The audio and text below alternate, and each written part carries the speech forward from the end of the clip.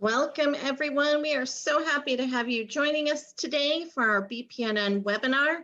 It's a jam-packed, informative policy call, and we'll also be celebrating National Parent Leadership Month and Black History Month. We are so excited to have you all with us today. And with that, we want to know who's here. So welcome, share in the chat your name, the state you're joining us from, and what role are you joining us in? We'd love to start getting a feel for who is with us today. One of the things that we want to share with you is that we are going to be recording today's webinar. So if for any reason you have to step away, we will make sure that you have the opportunity to watch the rest of the recording, and we'll also make it available afterwards because maybe there will be a friend or colleague that you want to be able to share this great information with. So that will be available. Throughout today's presentation, I encourage you to use the chat and share with us any questions you might have or comments. We want this to be an opportunity for us to really connect and grow together.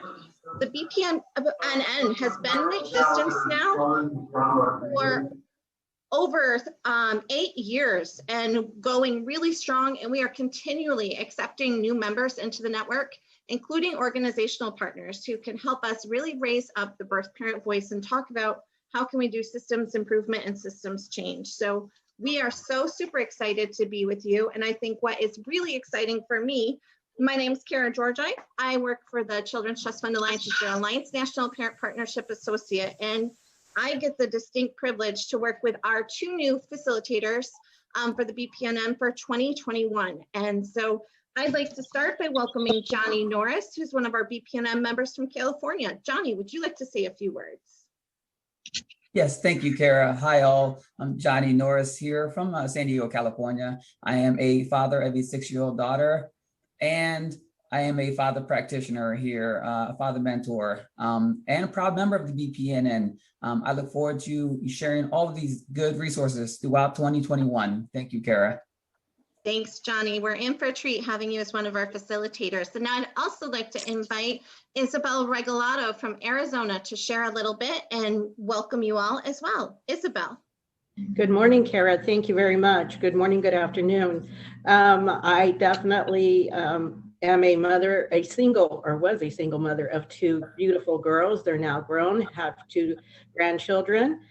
We all were part of the child welfare system, and I'm happy to be here to share, to have voice, to share resources, as well as I'm a proud member of the Birth Parent Network. They've given me many opportunities to have my voice shared with throughout the welfare system and have some input in it. And I'm very happy that you all are here to share with us these resources. Thank you, Kara. Thanks, Isabel. And I just want to thank everyone who's joining us today and remind you, feel free if you want to leave your cameras on. We encourage you to stay muted throughout the presentation. That way we can get a crisp recording of all the great information being shared. Because one of the things that I hope you see already is there is really a heart and passion for this work. And both Johnny and Isabel really have made some dedication and commitment to being able to help us with getting information like this out to you. And so now I'm going to pass it over to Johnny, who will take us away with going over our agenda for today. Johnny. Thank you, Kara. Hey, everyone. We have a great agenda lined up for you all today. We will start by sharing some incredible resources that the Alliance has developed to help celebrate Parent Leadership Month and Black History Month. We will then hear an informative public policy update from Christine and Lauren from Casey Family Programs.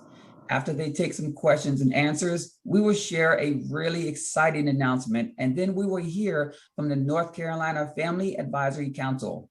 We will then end our time taking final questions and completing the evaluation for today. We encourage you to use the chat and put in questions throughout our time together today. And I would now like to ask Takoria Jones to share about the Alliance's great resources. Well, thanks, Johnny. And I am so privileged to come and be able to celebrate today. So love doing that with you all. Let's start with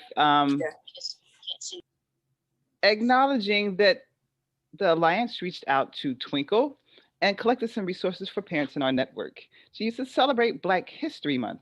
There are presentations, booklets, and activities for all ages. little kids, big kids, there's something for everybody. It's important to have quality resources to use with our children, and these are a really great addition. Be encouraged to have conversations around these resources. And, remember to talk with your children and youth that history is made right now, and be encouraged to help them see that their actions now make for greatness today, tomorrow, and beyond. That's not the only great resource the Alliance has. It is also Parent Leadership Month. And there is a great and powerful set of resources to celebrate. And again, thanks to the Alliance for putting these things together. There is a certificate that can be downloaded. That little thing I'm sorry, that's not it. That's the social media one. They can be downloaded. So if you go on and check it out, there's a certificate that you can download to recognize parents for doing a good job being a parent leader. Also, the Alliance's National Parent Partnership Council. That's a lot of words, so I'm gonna say it again. The Alliance National Parent Partnership Council wants to recognize parents. And so there were a couple of very important parents on the National Parent Partnership Council that were highlighted in some videos. So please do check it out. It's some really good stuff. You can get the perspective and look through the lens of a parent leader, and you might learn some things there. And you might feel empowered, which is also very important. So, we've all taken on new roles and shown up in so many different ways in this pandemic. There are memes and short videos that share resources, tips, and all kinds of things to help you get in touch with your strengths and creative ways that we have handled these unprecedented times and continue, but just for a little bit longer, continue to do these things and elevating our voices. And, that's what the Alliance is all about. And that's why we are here today. So please do celebrate. And I will pass it back to Johnny. Thank you, Takoria. We're excited to have Christine Calpin and Lauren Basutti from KC Family Programs here to share an informative policy update with us all. Christine, welcome. We're excited to have you here. Thanks, Johnny. It's a pleasure to always be with you. And I will go ahead and kick off, and thank you all for the time and the opportunity to have a dialogue with you. We're here today to talk to you a little bit about a lot of the progress to date that's been made with Family First, as well as to talk about some exciting year-end provisions that were included that we really want to make sure individuals really understand are happening. The first several slides here, I'm going to go through quickly because this is all information that we've certainly talked with you about. But, where we are today is the result of so much advocacy and engagement by many of you on the call in terms of really talking about how best to provide services and supports that really get to the core of what's needed. And we've been trying to really use it as laying the groundwork for where we are. And I think sort of the three key components of that being how important it is that we make sure in terms of what we're hearing, that all of our policies really focus on intervening as early as possible, recognizing how traumatic removal and engagement with foster care is when we're even thinking about this as an intervention. And most importantly, being sure that at our core, fundamentally reshaping what we're doing because we know how many families and children can be better served by being safely at home. Next slide, please. So what's the challenge here, though? Largely that the federal child welfare funding really hasn't recognized this. We still are in a predicament where we spend at the federal level $7 on foster care for every $1 we spend helping children with families. And when I talk about the funding here, it's the specific sort of child welfare funds, but I think it still tells us about priorities and areas that we really need to work to shift. Next slide. And I think some of the real challenge here is the $7 we spend, as I said, is really about the 270,000 children you see in this slide that are at the sort of the point of engaging in foster care. when in reality, the child protection system that we're really working to shape differently and thinking about engagement and support for families begins with the 7.5 million children that we see referred to a hotline every year. And we just don't see the focus and conversation as much as we want at the federal policy level or within the states on what's happening with the 7.5 million children with whom we're interacting, and how do we really think about that interaction being much more positive than punitive, and how can we be sure that policy is aligned with that? Next slide. And at the core, part of our messaging also always has to recognize that, foster care should be temporary and really should be limited, and largely because, as we know, the outcomes for our youth who grow up in foster care are not as positive as what others believe. And so we need to be mindful of really making sure we're providing the right intervention, and more importantly, that we really are reshaping policy to really focus on family support and not to focus on foster care. Next slide. This is where the Family First Prevention Services Act was so fundamentally important. And again, so much of this is the result of advocacy by so many of you who really came forward and shared stories and really talked about what was necessary.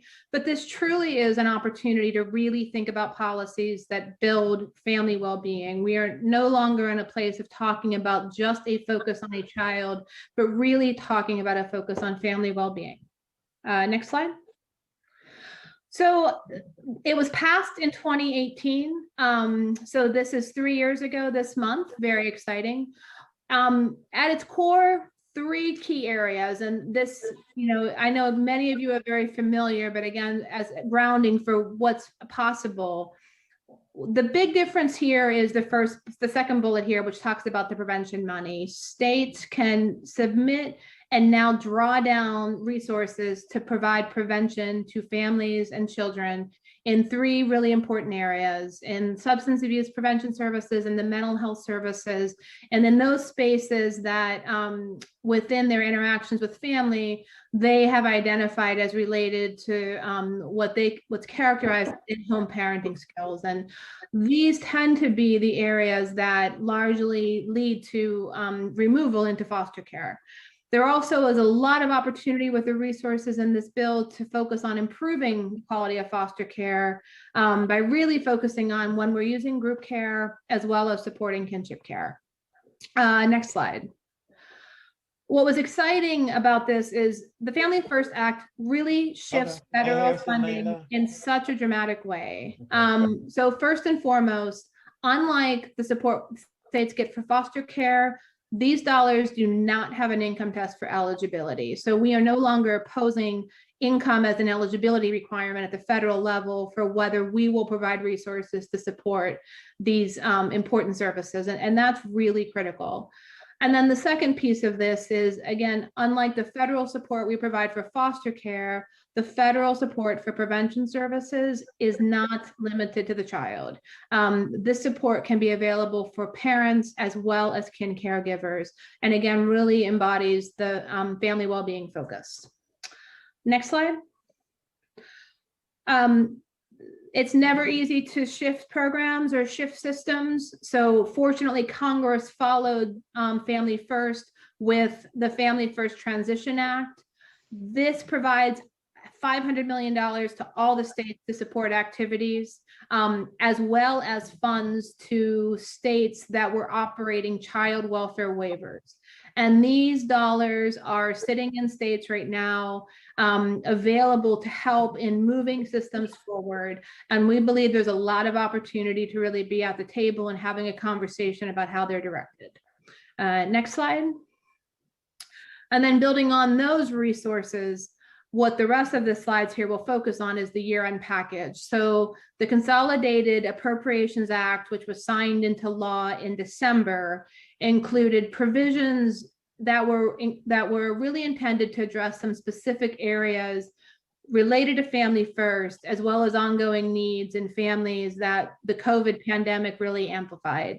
And these areas that I'm going to now talk about really focus in 3 places. First, again, a really strong interest in supporting what these policies are intended to do at a time when we know state budgets are in question. And so no one wanted there to be a decision made not to fund prevention because of resources. The second being how the COVID pandemic really amplified challenges that states are working to address. First and foremost, funding for prevention services. And I know Jim McKay is on here, and all the incredible work that's being done to lift up the network of the Children's Trust organizations and others that really provide important resources. But the need for prevention still is incredibly critical. The second being the support for kin and relative caregivers. And then the third being that the pandemic certainly shifted how courts were operating, with a lot of movement to virtual court hearings and remote court hearings. And there really were no resources to support this. And so the real need to help and address that. And then the other key area you're going to see a lot here is older youth really came and talked about immediate concrete needs they needed and real issues they hoped Congress would address. And a lot of these provisions address how the pandemic was playing out for older foster youth. So next slide. So the first real big opportunity here is in Family First. From now until the end of September, states can receive 100% reimbursement for the preventive services they draw down, which means the federal government will pay every penny of what they submit. And this seems, just in terms of an uncapped opportunity to really drive spending in important areas, one that we really want to make sure we are maximizing. Next slide.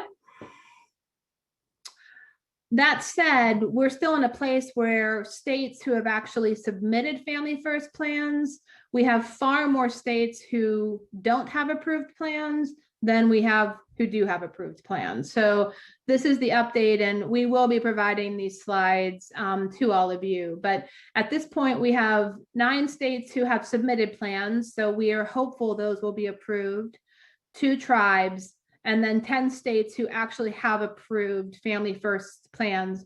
Nebraska here is the newest. But the headline here is that the majority of states still do not even have an approved plan, nor have they one submitted. And that means they're essentially leaving this 100% money on the table until they get that plan in. Next slide. The other area here, kinship navigator services. It is important to understand accessing the kinship navigator services has no tie-in to a prevention plan. So drawing down resources to support relatives and caregivers is something the states can do irregardless of where they may be on a Family First plan. And again, this bill really amplified resources and supports in this critical area. It's also going to provide 100% reimbursement in these services.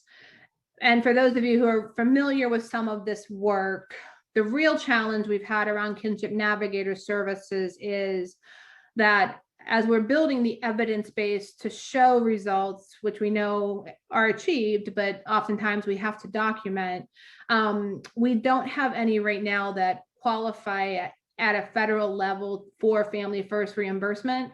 So they chose to waive that requirement for the next 9 months. And this is enormous because it will provide ample ways for the states to be working on trying to really develop and continue to support these navigator programs. Next slide. So what can these navigator programs include? The second one here, I think, is the big one to be talking about, which is it's clear that within these programs, this 100% reimbursement would be available as well for short-term support, which could be cash support, that these programs would provide to kinship families during this time period.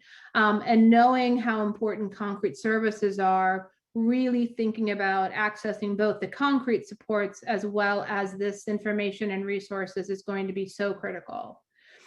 Next slide, please. So the remainder of these slides are going to talk about the older youth provisions that were included in the law. And again, to reiterate, the youth really came and spoke to how, despite all of the relief and resources that were being provided in previous packages, these dollars were not being given to them. And particularly for the youth who were aging out, their situations were really, they needed immediate help. So there are several pieces of this legislation, a lot of which places requirements on the states to really be doing more to help these youth. So the first is the law provided an additional $350 million for the John Chafee Foster Care and Dependence Program. This is a program every state operates that focuses on transitions to adulthood and supporting youth who age out. Current funding was at $140 million. So they took the funding in fiscal year 2021 from $140 million to almost $500 million, which is a huge influx of money. They increased who would be eligible for these services to youth up to age 27. And they also removed the cap on how much of these funds could be used on housing, to recognize that this was a real concrete need. In addition, another area that really was amplified was the need for support for education and training programs. In any given year, the funding for vouchers has been about $43 million. So the year-end package almost doubled it, or more than doubled it, up to $93 million by providing, again, $50 million. In both instances, there's no state match. They just get these dollars. And the Chafee dollar letters actually went out to the state leaders this week. So they've been informed that they're going to be getting this money. Within the vouchers, they also increased how much the voucher amount could be. It's left to state discretion, but if they choose, they could provide vouchers now of up to $12,000 instead of $5,000. Next slide, please. I talked about in foster care, there's been a lot of opportunity and movement to provide options to states to extend how old youth can be and still be in federally funded foster care. And they can choose to provide this up to age 21. However, for the state to be able to claim funds on behalf of the youth, they have to either be working or in school. And with the pandemic, these eligibility requirements were much more challenging. So they're waiving those requirements for the next 9 months, which will allow the states more of the ability to claim resources in support of these youth. Next slide. The other big piece here, and the language in the law is actually very directive around this, but the law is prohibiting states from requiring that a child leave foster care because of their age. So if a youth wants to voluntarily leave, that option would still remain, but it's telling the states you can no longer essentially age these youth out during this pandemic time period. And this is irregardless of whether the state is exercising any option to extend beyond age 18, which basically means we should have no youth aging out for the foreseeable future until at least the end of September 30th. And to support this, there are provisions here that will allow the states to draw down federal Title IV-E in support of these youth. Next slide. In addition to not allowing or not sort of saying you have to age out, they are being clear that youth are allowed to come back who aged out during this time period. And not only allowed to come back, but that the states are, there are requirements in the law for the states to do campaigns and provide notice of this option to youth of their ability to come back in and receive services and supports. The next slide, please. I mentioned the campaigns, and again, this also reiterates what's important about this, particularly in terms of making sure states do this, is that all of the requirements here came with resources. So the states will have ample resources and access to them in order to continue to support youth who otherwise would have aged out. Next slide. This slide, I think, is a piece of this that is important to make sure we're having conversations about. A lot of the focus of the provisions and a lot of the education around the need was focused on how states might utilize Chafee for older youth in terms of providing them with cash payments and really financially supporting them, which is so incredibly important. The second bullet, though, the notion that the states will be bringing youth back who have aged out and or allowed to have youth in their care for longer continues to provide opportunity to be working on transition plans and working to identify adults who the youth can be either cared for by or reunified with. Reunification should be an important conversation in this place. And I think being sure states are thinking about that in terms of having these youth in their care and custody again will be an important piece to be talking about. Next slide. This slide just talks about also, we've been getting a lot of questions about the need for housing. And so we in particular wanted to also just call out there was a lot in this bill, this law related to providing resources for housing through the family unification program, through increased resources, and being clear on which youth would be eligible for them. And so the whole of this is a lot of excitement about resources targeting a lot of really important needs. And now it's, incumbent on all of us to make sure that at the state level, they're having the right conversations about where these dollars should be invested to be sure that we are getting the outcomes and conversations we want. Next slide.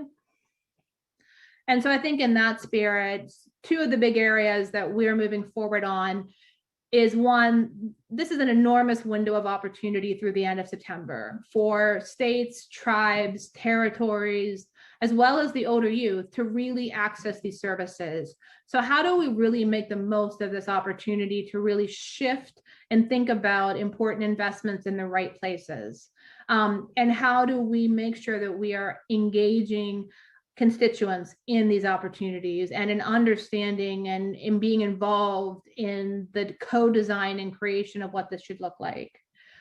And the other piece of this that's also continuing to come up, particularly among the youth, is accessing these resources at the state level. There may be some laws and other pieces related to, from a state perspective, how they define who's a child, who's in foster care, that could be inconsistent. And so there is some conversation about the best way to really be educating on opportunities and continuing to engage in this space.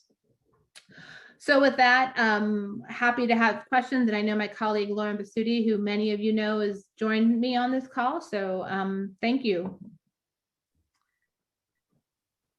So Christine, we have a couple questions. So the first one is from Paula asking, do we know what the holdup is for states who haven't submitted or have an approved Family First plan? Let me turn my timer off here.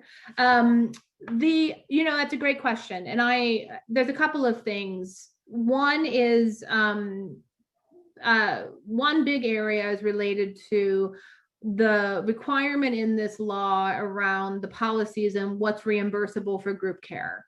And accessing prevention dollars right now means that restrictions on the types of group care placements that would be reimbursed take effect. And there are more states than I would like to see who are basically saying we would lose more money in group care than we would spend in prevention. And I find that discussion a little challenging in a 100% federal reimbursement window. So we're doing all we can now to try to elevate and shift that narrative. I think how we change it is, one, the more stakeholders who are raising questions to the states and offering to be at the table and a thought partner, the better. Because the plans do require thinking, they require vision, and most importantly, it's going to be important that they actually include services that will help all of you and the groups you work with, and that they're actually responsive to what we want them to be. So that's been a big holdup. And then the other, I know Lauren and others are here, but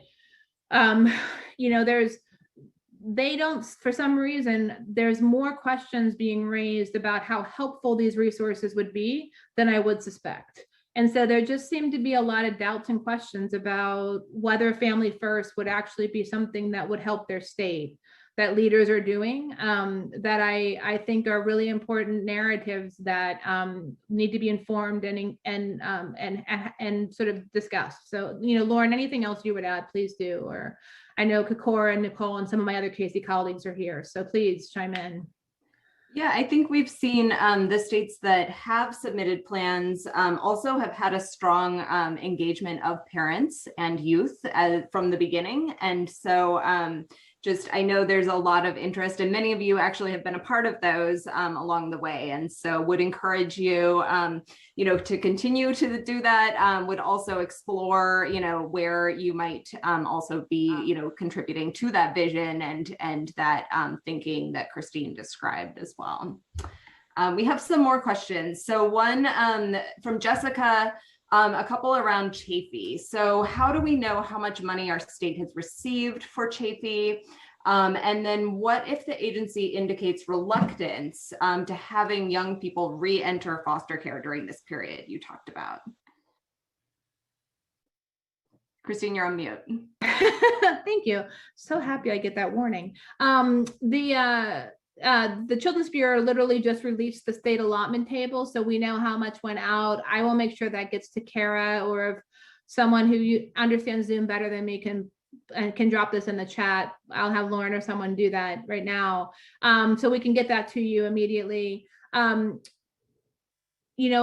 Nicole, Lauren, check me. This wasn't sort of an option for the states. So if they express reluctance, then they're out of compliance with what the law is outlining. And so you need to bring that information forward. And I know just from an email today that there are, that HHS is already being informed of states that are, reluctant or out of compliance. I mean, they are essentially out of compliance. And there are questions then about that essentially putting their foster care funds at risk. So, I mean, these laws were directive. They weren't, we hope you do the right thing. This was, these youth need to be told they can come back into care, and you need to be facilitating that. We want to see that. So, again, Lauren or Nicole or others, if that's a little stronger. Okay, Lauren's shaking her head. I'll jump in with something, and sorry, I'm off camera. I have a toddler with me right here, but I'll just share that I think what some of our other partners are hearing that are working with states is thinking about how best to administer the funds and what that looks like. And Foster Club actually has a webinar coming up sharing strategies in which young people with lived experience are helping shepherd the process through the state. I think part of the problem is also about how quickly and how most efficiently to get the dollars out. That's just more broadly about the Chafee funds, but I wanted to make you aware of those webinars coming up, and we'll drop the links in the chat. I'm sure there's additional questions that may come up, but I think those would be good resources for folks looking specifically for how young people are being engaged in the process of how these dollars go out as well. That's great. And I saw Jessica asked about the specific part of the law that mentions that. So we'll make sure to include in the chat here also a summary from CDF, Children's Defense Fund, that specifically highlights the child welfare provisions and sort of the section in the law that they were included as another resource for you all. And we expect some of the holdup here, I think, in terms of the states right now potentially not moving or asking a lot of questions, is there are places here where they do need some guidance from the Children's Bureau on what this means and how they'll be held accountable. And so we are still waiting on that guidance. And I think once the guidance is out, that'll be sort of the clearest way of communicating all of this. So another question we have, Christine, is from Sue Smith. Can you please define what supports for older youth look like in addition to housing for them? So I believe this is related again to Chafee. And if a youth is using a FYI or FUP voucher, can they get support to help them stay in their own housing? Yeah, I mean, so Chafee is very flexible in terms of what the states could choose to direct those funds on. So the way the program's structured is it has sort of allowable uses of funds that are general. And so anything that a state would decide is in kind of that space would work. So, I would say might be more interesting for you to think about what some of the what you think would be supportive and what would be helpful, because a lot of that should be a really active conversation versus the law doesn't specifically just define supports in a certain way. It says that you can provide them. And that would go to a youth who is also receiving a voucher, would be my understanding, and Lauren and Nicole are the same. So, receiving one service doesn't preclude you from having another. And there's no income eligibility requirement to receive Chafee. To have received Chafee, you had to have been in foster care at some point since you were 14, and you're eligible up through 27. So that's essentially what makes you eligible to receive the services under Chafee. And so those could come alongside a voucher from FUP.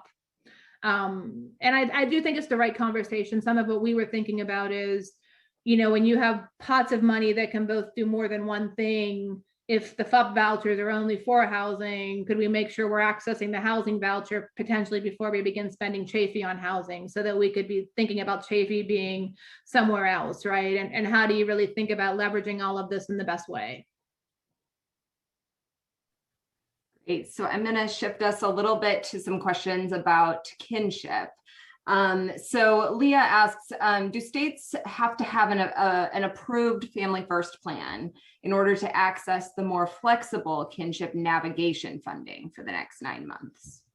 No, they're completely separate. And then do we have a list of states taking advantage of the kinship funds, and maybe just clarifying that piece?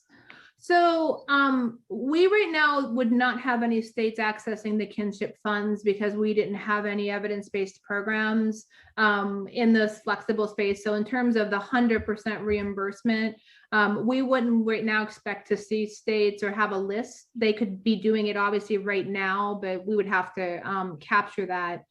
In addition to that, however, the states did also receive a share of $20 million in Kinship Navigator program funds.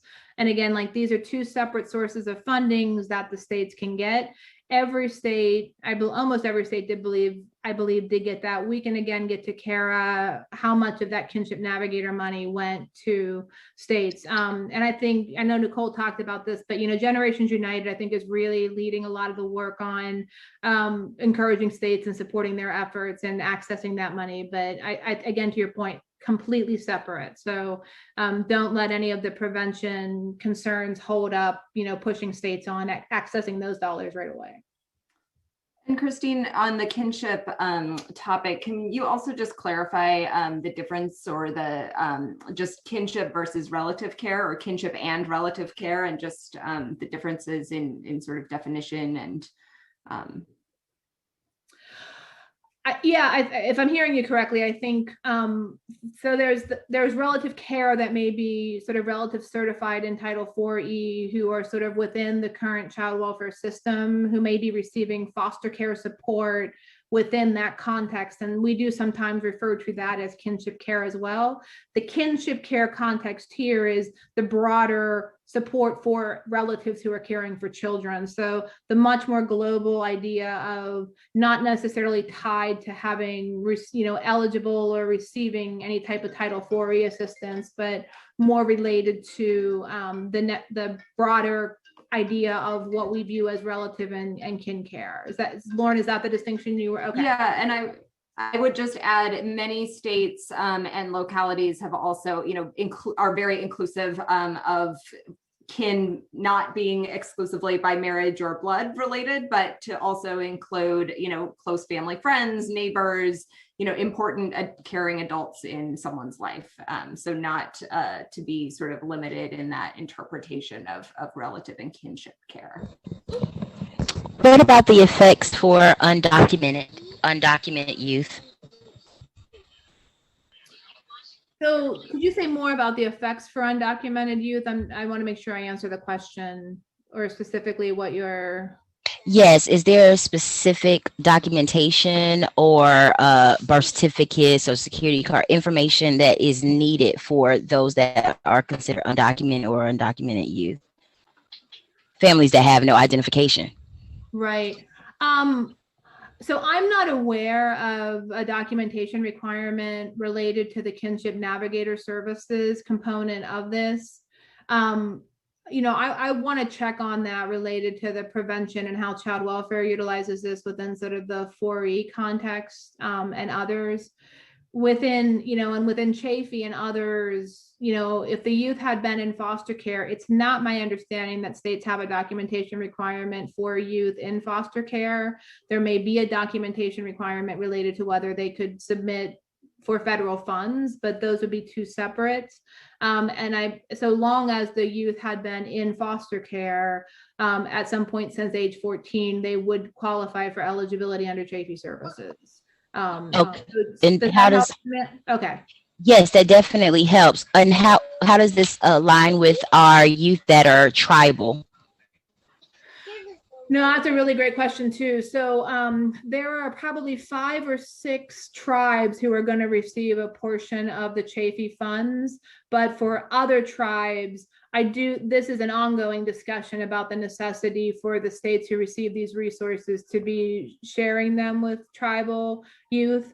The law does not make any specific requirements on their behalf that they do that. And so this would certainly be an important conversation in states where there are large tribal populations of children, where there are, agreements and others. But I would love to learn more about it if you think that's going to be a huge challenge, because we could certainly amplify it and think about ways to help elevate it. Because I think it's a great question. And I do believe it's something Foster Club is really thinking about through their network of youth, through in terms of making sure that they're reaching out to tribal youth as well. Yes, and that goes to another question we got just about how youth are getting notified about services, and I assume this is related to the Chafee and sort of also their ability to re-enter foster care. And will it be social media, state agency contacts? We know that some national partners that we've worked with closely for years, including Foster Club and others, are really working on that and engaging young people. But Christine, do you want to add a little bit more to that? No, I think that's right. I think the law requires that the states are supposed to be providing notice, so they should be sending notice. I don't know at this point the extent to which they're doing that without direction from the Children's Bureau on what that notice looks like and some clarity. That, however, shouldn't stop someone from reaching out to a state, and they're eligible now, so they certainly should not be denied or told at this point they're still figuring it out, right? If that's the case, then we need to know so that we can make sure HHS and others are following up with them being out of compliance, because these provisions took effect immediately. I do think this will be a space where, making sure the states are doing what they're expected to do and sharing this information is going to be important. Great. And I think that's all the time we have for questions. We really would encourage you to continue putting the questions in the chat, and we will make sure we get back to you. You have our contact information. The slides will also be available. We will put some more resources into the chat, which will also be available on the Alliance website and circulated among this network. And then also, I know there have been a couple other things flagged in the chat during the presentation, including the Family Voices United listening session that's coming up. We know that that information and registration will be circulated soon. Really excited about that. That'll really be building on this conversation, continuing to deepen our understanding, our collective learning, and really our opportunities to continue driving policy change. Christine, anything else you want to add before we turn to the next section? Just again, an appreciation for the time to be with you all today. And we will, of course, make these slides I've seen here. They'll be available to you all. I will try to get to Kara, the Chafee funding allotment table ASAP, maybe she can drop it in the chat, but she can certainly forward that as well. And as I said, we're still waiting on some guidance and information which could explain some of the slow uptick, but we do really appreciate all your interest and engagement around this, and really, really grateful for it. So thank you. Christine and Lauren, this is Meryl, and I just wanted to say thank you. This is so exciting to have so many people on the call today and really talking policy. So it's a lot different from when we first started working with you around these issues through the Birth Parent National Network, and we certainly appreciate all of your wonderful time today to help us understand these issues so much better. So thank you both tremendously. It's our pleasure. Thank you, Meryl, for the kind words.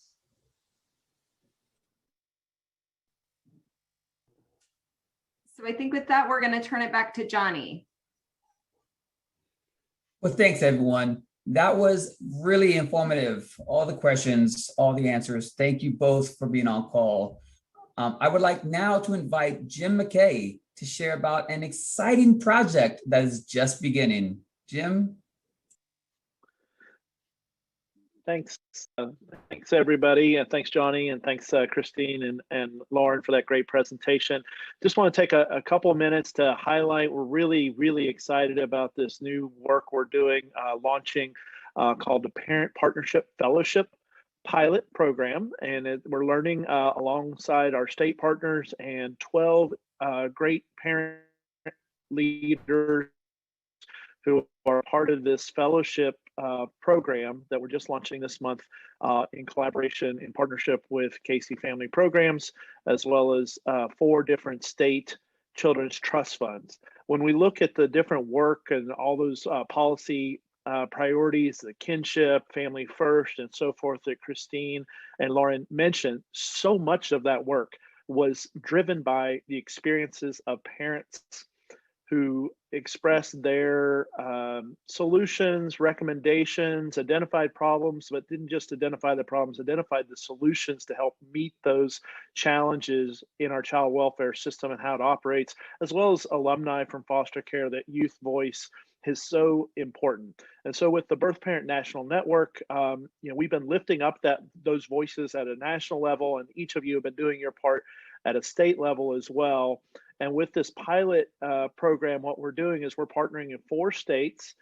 Really excited to have Arizona, Georgia, Texas, and Washington partnering with us. The Children's Trust Fund in each of those states are hosting 3 parent fellows who are going to meet with policymakers, legislators, other key stakeholders, people who are developing the Family First Prevention Plan in their state, making that connection so that parents can share their experience, their lived experience, their expertise to help inform policies at a state level and educate at that level, and kind of taking this message that we've been focusing a lot on the national level, transforming that, moving it to the state level, making a learning community, if you will, of the parent fellows to connect with each other at their state level, along with the Host Children's Trust Fund and other key partners like the Casey Family Program strategic consultants and others at the state level, but also connecting across state lines so the Arizona parents can talk to the Georgia parents, who can talk to the Washington parents, and just kind of connect with each other. From that peer learning, we want to help build our knowledge collectively, both being informed by those parents, but also hopefully they learn a little bit to help expand their skills as well. So it's all about partnership to develop these solutions that are informed by the strengths of parents and taking this to a state level. Again, we're starting this with 4 states. We're learning and really appreciate the courage of these parent partners and the host trust funds to learn with us together. And it goes from now until June.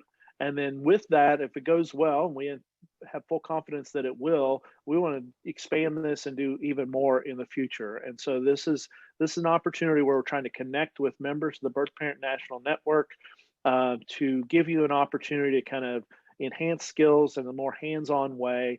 And just so excited. The 12, we're going to talk with the 12 parents tomorrow, and we want to let them kind of decide how they want to announce themselves. So we're not outing them all, kind of all 12 right now. But I can tell you that 2 of them are at least are on this call right now, and maybe more.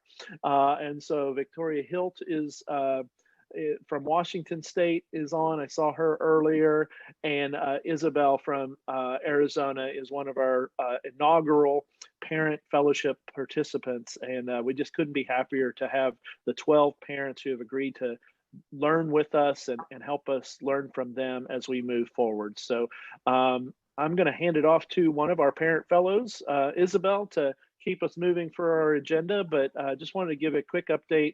Each of these fellows are going to get a $500 stipend, and they are going to be working so hard. We really couldn't do this without them, and appreciate the partnership we have with Casey Family Programs to make this opportunity possible. Lifting up this lived experience, the types of issue briefs that the BPNN has issued, and again, taking this message to a state level. So happy to answer questions in the chat. Again, really excited about these parent fellowship, and we're going to be announcing them, but we just kind of want to work with the fellows themselves to sort out how they want to best kind of announce themselves to the world, if you will. So really excited. Isabel, you take it from here because you're our fellow. Awesome. Thank you, Jim. I appreciate that. It is wonderful to hear and see so many parents engaged and sharing their experiences and expertise. I am now excited to now introduce the North Carolina PAC, Deborah Day, Kelly Kirk, and Gina Brown. And I will now invite Cara Allen Eckard to lead us into this wonderful presentation. Thank you. Thank you, Isabel. I appreciate it. How exciting to hear such great policy at the federal level and activities really bringing forth family voice. We're really excited to be here today to share what we've been doing in North Carolina. I'm also really excited to see so many participants who are or have been supportive of this work in North Carolina for the past several years. My name is Cara Allen Eckard. I'm the program manager for the Child Welfare Family Leadership Model at NC State University Center for Family and Community Engagement. The Child Welfare Family Advisory Council work we're going to be sharing today is a part of North Carolina's larger efforts to increase family engagement at all levels of child welfare. Our center has the good fortune of being able to work with North Carolina DSS to provide the infrastructure and the support for the Child Welfare Family Advisory Council. And in honor of Parent Leadership Month, we're delighted to bring forward 2 of our family partners who are members of our North Carolina Family Advisory Council, Kelly Kirk and Gina Brown. And they today are going to be joined by Deborah Day, who provides leadership for this work at North Carolina's Division of Social Services as the Community Prevention Program Administrator. We're going to try to save a few minutes at the end of this presentation for questions, so I'll be keeping an eye out for questions in the chat. Feel free to write any questions you have in chat, and we will check in at the end of the presentation and try to support answering as many as we can. So without further ado, I want to pass the mic off to Ms. Gina Brown to begin our sharing today. Thank you, Cara. It's been my honor to serve as the kinship representative, and just 2 months shy of 3 years now. I was also involved a year before that, working with the process improvement plan in the creation of our council. I'm really excited to be here today. I hope everyone's doing well. Let's get started. Next slide, please. Okay, before we talk about our council, I want to make sure that we're all on the same page in how we define family partners and collaboration. In North Carolina, child welfare specifically, the term family partner is both parents and young adults. A parent or young adult with what we call lived experience with the child welfare system. I also want to clarify a definition for the word parent. That refers to an adult role in the life of a child or youth. So we have birth parents, kinship parents, foster parents, adoptive parents. And it's also important to define how we feel about collaboration. As it relates to our work on the council, our level of collaboration in North Carolina helps to clarify our role of the council members as partners with the Division of Social Services rather than external advocates. While no one at the council can leave their little advocate hat at home, we're at the table partnering with social services, helping to think through what can move child welfare towards a better engaging families and getting better results for children, youth, and families. Next slide, please. The Child Welfare Council was established in April 2018. The council is part of a larger family leadership model designed to engage families both at the state and county level. Our council focuses their efforts on state and federal policy requirements as related to implementation needs. We include perspective of all family members impacted by child welfare. Our goal for membership is 6 birth parents, 2 kinship parents, 1 adoptive parent, 1 foster parent, and 2 young adults or foster care alumni.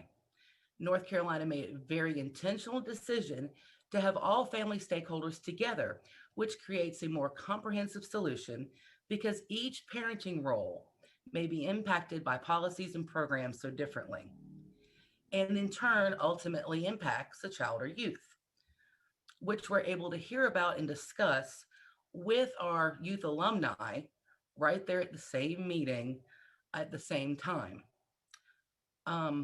I don't want to sound like I'm bragging, but I am. Our level of collaboration is really just that fantastic. And one of the reasons I think that we work so well together is while our council sits at the same table with community and county stakeholders to discuss and problem solve things, not only do we bring our lived experience, but we do the same research, homework, readings, preparation that everybody else does in these work groups. So we come prepared and we understand the issues that are up for discussion. And this isn't just a once in a little while thing every now and then. To ensure that we have consistent engagement for families, those of us are on the council, and we have a set schedule, which includes a minimum of 2 meetings. One's a monthly lunch and learn, and the other one is a day-long meeting with state leadership. It used to be in person, but because of COVID, I'm okay with this virtual stuff. It's going to be nice to get back face-to-face a little bit for some meetings. That's the minimum that we are asked to contribute, but there's many ways beyond that for the twice a month programming. And I'll tell you about a little bit of the opportunities next, but I want to emphasize that these 2 monthly meetings are in place to provide structure, not just for us as family members, but for social services also. So they know exactly when they have access to pre-scheduled times that they can get information in front of us for us to review and discuss. Next slide, please. Okay, let's answer the question, how else does North Carolina, the Division of Social Services, engage members of our council?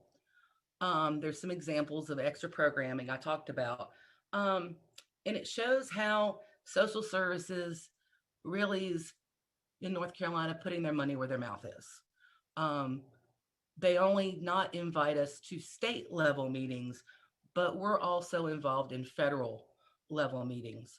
For the past 3 years, we've all participated in the Administration for Children and Families annual joint planning sessions for North Carolina's CFSP, or Child and Family Services Plan, which informs progress and needs of all of our children and youth.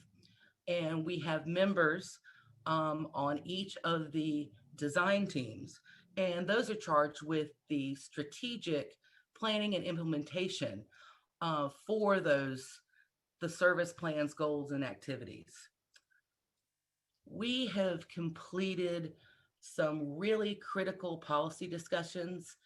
We've had focus groups on child welfare reform in North Carolina, which is called Ryland's Law. And we've done some in-depth work on the state's new practice model. In a little bit, Deborah's going to speak about some specific teams and committees and work groups we participate in. But I wanted to mention that we've provided curriculum review for social workers and supervisors by co-facilitating some webinars on guardianship and child medical evaluation programs. We've provided consultation for our governor's Early Childhood Education Action Plan, and it's a comprehensive across all systems plan to support all children in North Carolina. So I'm going to turn this over to Kelly to share about successful partnerships. Hi, everybody. My name is Kelly Kirk, and I am one of the biological parents on this council. The members of this council represent family voice through a variety of perspectives. And along with NCDSS, we are all committed to the same goal, improving child welfare. I'd like to share some of the commitments that make this partnership successful. Support and participation. Child welfare leadership needs to be invested in family engagement. Having families at the DSS table really needs to be a department-wide expectation. Child welfare leadership actively participates in this council's programming, and they look for opportunities to expand on the partnership to create better child welfare systems. DSS is always looking for ways to include us. For example, and as Gina mentioned previously, DSS invited family partners to join the CFSP design teams. So there's at least one of us participating in each of these monthly design team meetings. And NCDSS walks the talk. For instance, in one of my permanency design team meetings, they gave the group homework asking us to think about how to improve permanence for children by making sure social workers were doing concurrent planning.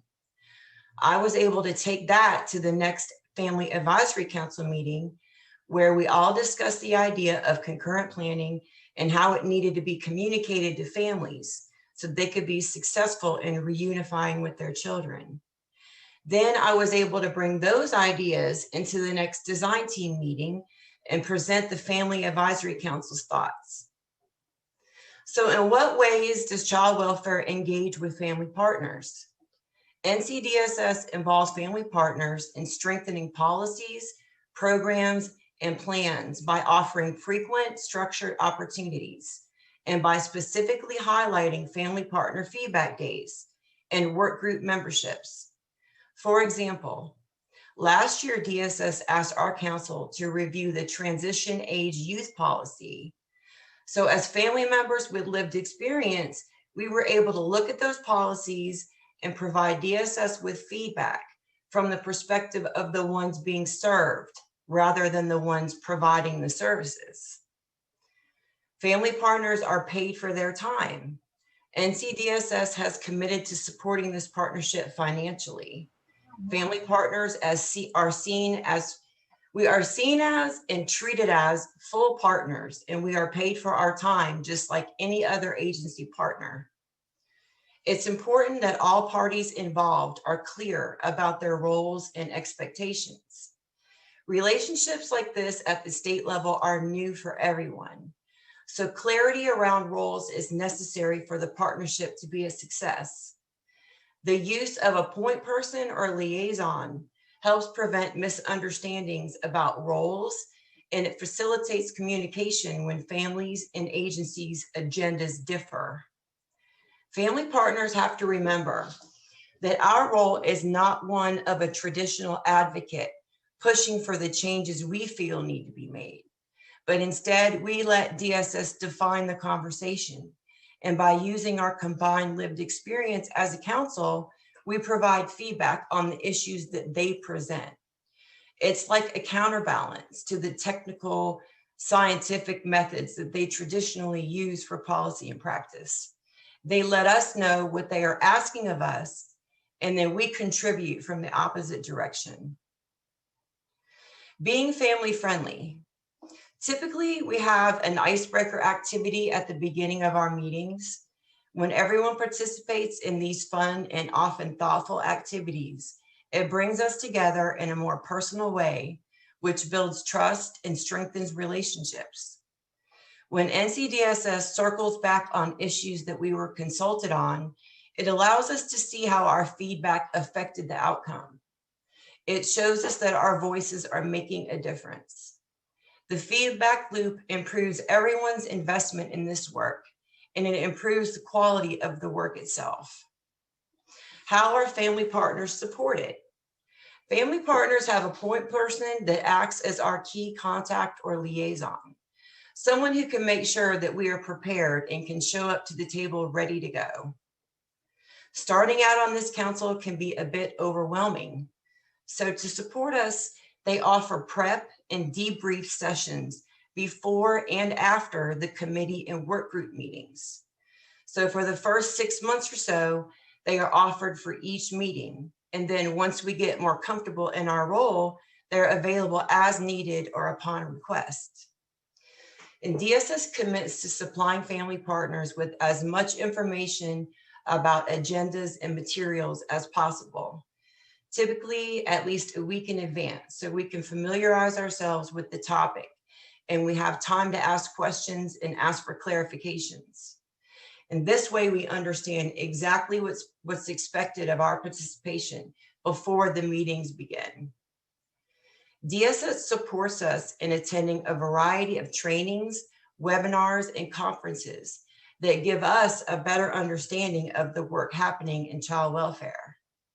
Families are supported in this work so that we can feel confident in how we are sharing during meetings, work groups, and presentations. We are also offered safe spaces to practice skills like monthly lunch and learns that will support us in meetings outside of the core activities of the Advisory Council. Next slide, please. Family partners make time to participate in meetings, and we do our best to make time for any additional requests from DSS. We are committed to being prepared, focused, and ready to contribute when we are at the table with DSS. It's important for family partners to put aside any preconceived notions about child welfare and come at this work with an open mind. We also want to respect and appreciate the perspectives of others. Family partners need to be willing to embrace other points of view, to learn and to grow in our understanding of issues. We all have different backgrounds and experiences, but we give all ideas equal weight. Family partners can be honest about their experiences, even when they were not so great. We are willing to share our stories and be open and honest and vulnerable so that together we can figure out how to make things better for the families that come behind us. When family partners come to the table, we are aware of our own triggers so we can manage our self-care and needs. As members of this council, we do a lot of reading, homework, and research. There is a lot to learn. Each family partner completes a leadership self-assessment when joining the council, and then again every 6 months to reflect on how we've grown and to discover what we still want to do and learn. We work with Cara and others at NC State to develop leadership skills and to set and achieve goals, such as presentations and work group memberships. One of the great things about being a part of this council is learning new skills and gaining the knowledge to be able to communicate with child welfare system partners, like learning system language, acronyms, and policies, appreciative inquiry, group facilitation, presentation development, and delivery. In the Child Welfare Family Advisory Council, there is plenty of room to grow. They consistently provide us with opportunities like joining new conversations and giving presentations. We aren't required to participate in all the extra activities, but they are always supported. They encourage us to learn, grow, and step out of our comfort zones. Thank you for letting me share. And now I'm going to turn it over to Deborah Day. Ms. Deborah, it's all yours. Thank you, Kelly. So as you can tell from Gina and Kelly's sections of this, we are asking a lot of our family partners. So I'm going to talk a little bit more about how this council impacts change from our perspective. So you can see, not only are we asking a lot, but we're also getting a lot. So just to back up a little bit, my name is Deborah Day, and I am the Community Prevention Programs team lead at the Division of Social Services. And we are the ones that are sponsoring this program. As many of you know, all states are required to include parent voice in their child welfare work. And so when we started this process about 4 or 5 years ago, we had a 1.5 to 2 year planning process before we actually started. And we included family partners right from the beginning. It seemed really important to us that we wanted to do more than just check off a box. You know, we knew this was required, but we weren't going to invest all this time and resources if we weren't going to authentically engage family, if we weren't going to get the feedback that we needed to improve our system for other families. So I'm going to go ahead and talk about how we can use child welfare Family Advisory Council as a change agent. Kara, could you change the slide, please? Okay. So as many of you know, this has become even more important for the federal government. It's always been a requirement, but in 2019, they issued an information memorandum that basically said it's absolutely critical to strengthen our efforts to listen to families and youth served by the system and integrate their voices into all aspects of child welfare planning. So again, this is something that we were really grateful to have started before this emphasis came out. And we wanted to, and we really feel like engaging family perspective in these discussions has just improved how we do things and the way we used to do them. So we know we have a ways to go, but we can tell that this is making a big difference. So our partners, Kelly and Gina both covered a little bit of this, but they're actively engaged in all aspects of our child welfare system. And this was not the case 3 years ago. So we work with our family partners. They help us develop and give presentations at local, state, and national levels. They presented at the KEP conference for family engagements. They've done work for our Prevent Child Abuse North Carolina chapter. They review policies, practices, and trainings, including guardianship and incarcerated parent program, our child medical examination program. They provide a lot of technical assistance and input. We are currently standing up a safety organized practice model. North Carolina, this doesn't have a practice model. We have 100 counties doing 100 different things. And so we are making a huge shift. We're calling it child welfare transformation. And the practice model is a big part of that. And our family partners have been involved since the very beginning. They've participated in monthly focus groups in order to give their perspective on what core competencies child welfare workers should have. They also provide technical assistance for our county family engagement committees. We have 3 pilot sites. And for each one of those sites, they've been assigned a family partner to help staff figure out how they're going to do this on a local level. They provide tremendous help. They've also written articles. We have 2 publications, Fostering Perspectives and Practice Notes. And, you know, often every edition has an article that is co-written by a family partner. They have helped us facilitate community cafes, and they've served as listeners at town hall meetings. They've taken notes at court convenings. And as Kelly just mentioned, they serve on a ton of committees outside of the council. Next slide, please. Just to give you a quick overview, in the last year, they participated in 115 state and county events. I've mentioned some of them. Some others are the Community Child Protection Team Advisory Board, which is North Carolina's version of citizen review panels. the NC Care 360 Advisory Council, which is a 211 resource statewide organization that our division is setting up, the KinGap work group, and Fostering North Carolina Oversight Committee. So these are just a handful of examples. They have also, we've included them. North Carolina is undergoing reform in a massive way. So in addition to Family First Prevention Services Act on the federal level, our General Assembly passed Ryland's Law, which is requiring North Carolina to undergo tremendous amount of self-assessment and then changing the way that we do business. And then that is in addition to the Child and Family Services Plan that every state is required to do. So we wanted to make sure that we had family partners involved in all of that work right from the beginning. We're not going to add them at key points. We're going to have them right there from the beginning. And so they have served on our Child Welfare Leadership Advisory team that guides our Family First role. They have given us ongoing consultation to the practice model, which I mentioned earlier. And both Kelly and Gina mentioned our Child and Family Services Plan design teams.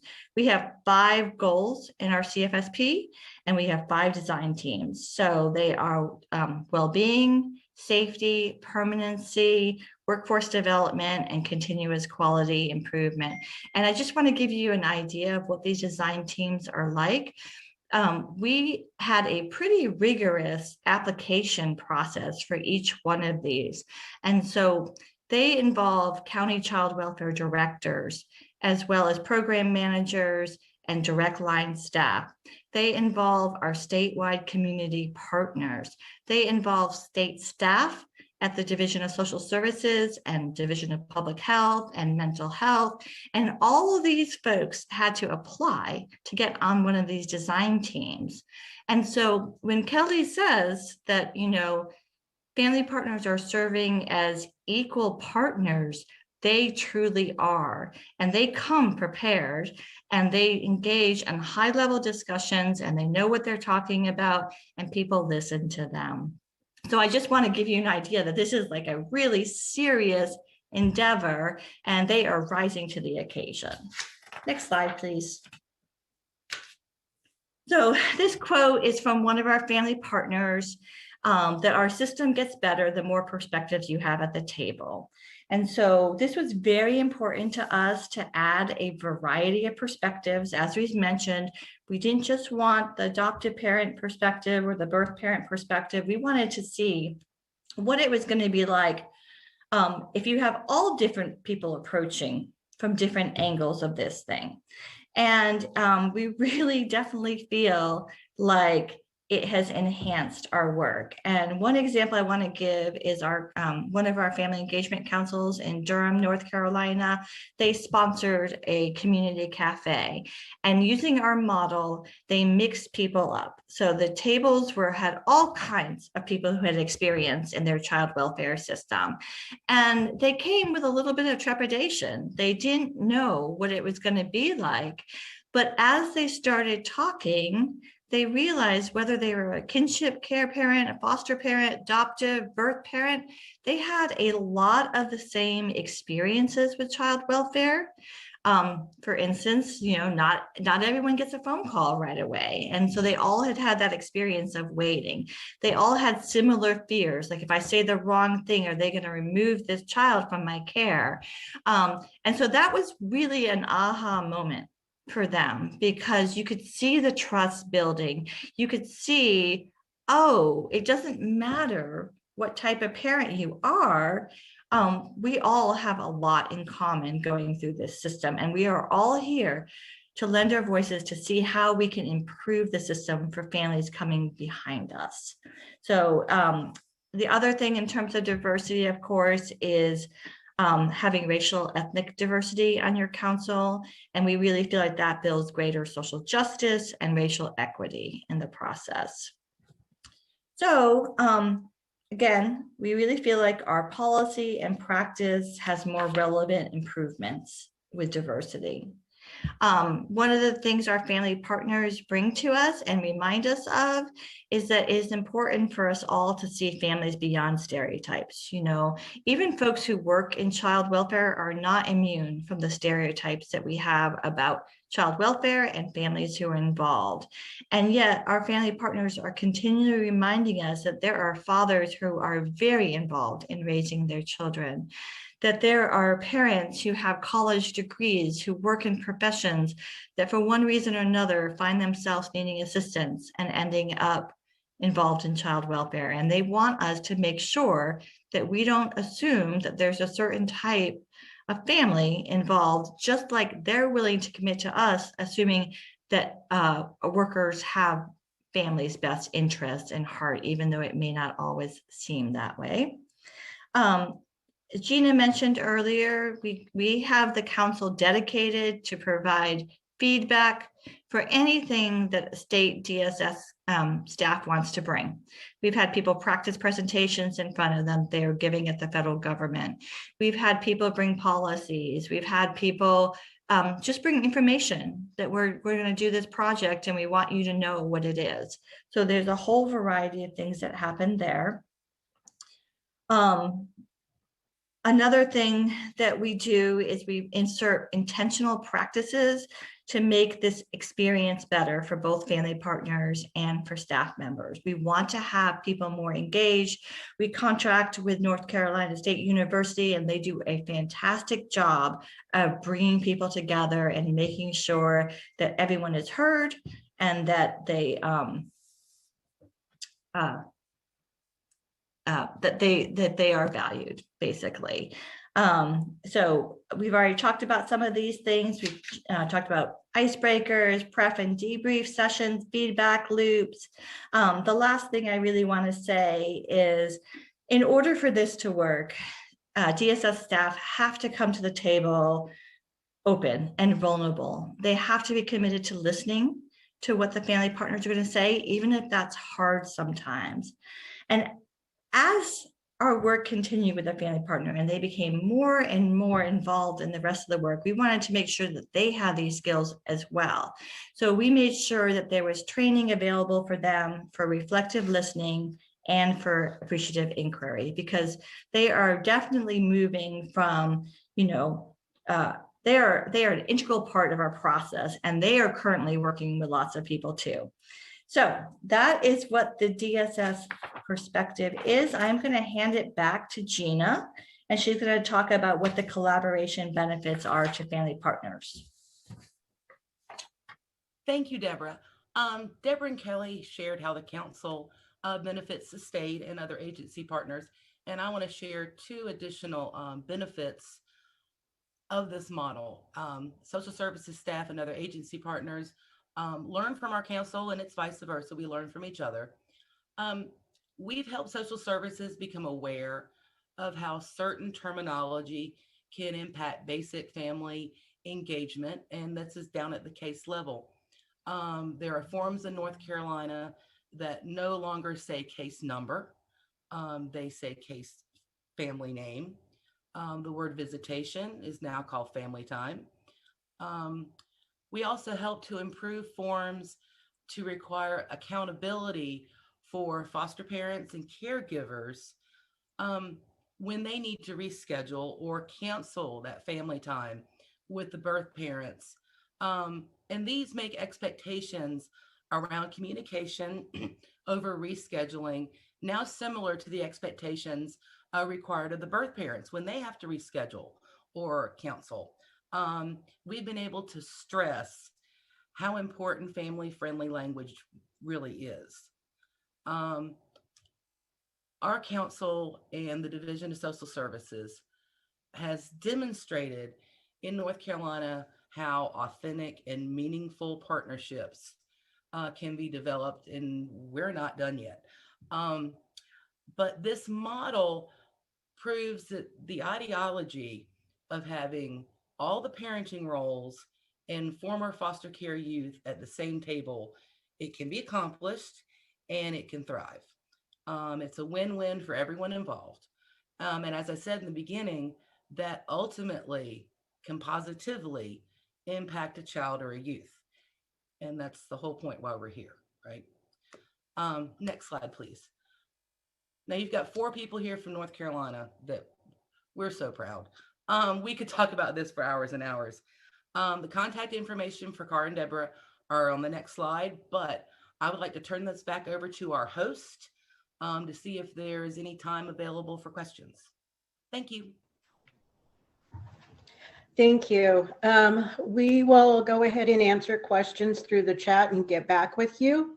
Wow, it sounds like some really amazing work is happening in North Carolina, and it's been a pleasure to hear from all of you. Kelly or Gina, I would love to hear how you ensure a birth parent's voice is heard.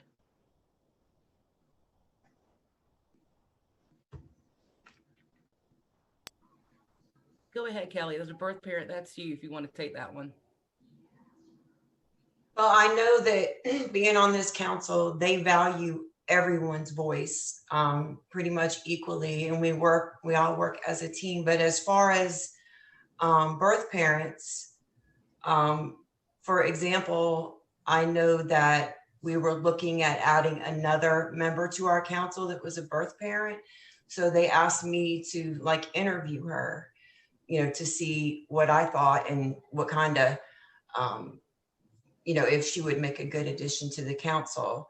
So I think that as a birth parent on the council, I feel that, my voice is as valuable as everyone else's. I hope that answered the question. Yes, thank you.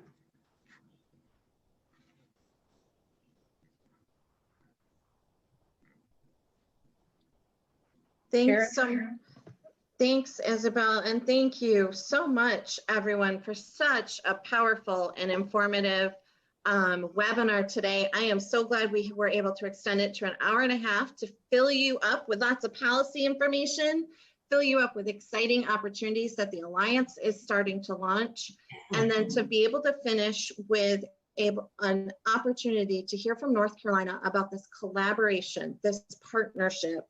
It was fun watching in the chat how some of you were elevating. Just kudos to the North Carolina team and getting inspired for what you could have in your own local communities. And that's what this is all about. What I want to share with you is, don't forget that part of being in the BPNN, there is the Alliance Resiliency Project that you can join our Monday Caring Conversations, and that's for our BPNN and our birth and foster parent partnership partners to join us. And the next one is coming up on Monday. Also, make sure you have saved the date for our next BPNN webinar on Monday, May 27th, and be watching for more information about that. And as you heard today, there's going to be several follow-up emails with information for you. And also make sure you're checking out the Alliance's website and checking out the BPNN page, because that is where you will find today's recording, the handouts, all the great information that got shared. I encourage you to go ahead and check that out. I am going to drop my favorite part into the chat. It is our evaluation link. And here is why this is so crucial and important. You all have told us the webinars need to be longer. There's not enough time. We heard you. That is why today's an hour and a half. We need you to fill out the evaluation today. So let us know, how was it? How did it go? Was an hour and a half good? Did it fit for you? What other topics do you want to hear? Where are you at with being engaged in Family First in your state? So I encourage you, fill out that evaluation. We honestly read them, look over what you share, and take that into account for each presentation that we do. And we just thank you from the bottom of our hearts for joining us. Isabel, Johnny, thank you so much for helping us kick off our first webinar. It has been an honor to be able to work with you today and have you beside us, and to all our wonderful presenters. Thank you, thank you, thank you. We are all leaving inspired, full of information, and ready to go make some changes. And so with that, I'm going to pass it to Meryl Levine to close us out, but here's our contact information. Feel free, reach out with questions. Some of you I have typed with in the chat. I encourage you, talk with us, fill us in on what it is you need, but don't forget to do the evaluation, please. Thank you so much. Stay well, everyone. And now, Meryl, I'll invite you to close us out. Thank you, Kara. And I just want to say thank you to all of the presenters. Kara, you for coordinating all of these pieces, and Isabel and Johnny being our new co-facilitators for this whole year. So very, very exciting. Thank you both. And especially a very special thank you to all of our presenters. Christine Kalpin and Lauren Visuti did a really outstanding job helping us to really understand all of the new work happening in public policy. We're excited and we're hoping to be able to share the results of our fellowship project that Jim talked about. That may be another whole session that we'll be having later on in the year. That's our hope, that we'll be able to give you some highlights of what has happened through that work at the state level. But especially I want to thank all of you who are part of the audience. Thank you for being here today. We hope that you'll continue to participate in these webinars. And again, as Kara said, please let us know in the evaluation form if there are specific topics that you want us to cover. I want to especially say thank you to the North Carolina folks. That is an incredible council that you have shared with us. All of the presenters are, you are all so wonderful, and we so appreciate you sharing your wealth, your wisdom, and your experiences with us. And there were so many kudos in the chat box. I hope you were seeing all of those wonderful comments that were being made by our audience. Everybody really appreciated. So thank you all for this wonderful webinar, and we look forward to seeing you again in May. And have a great rest of your day, everyone. Bye-bye.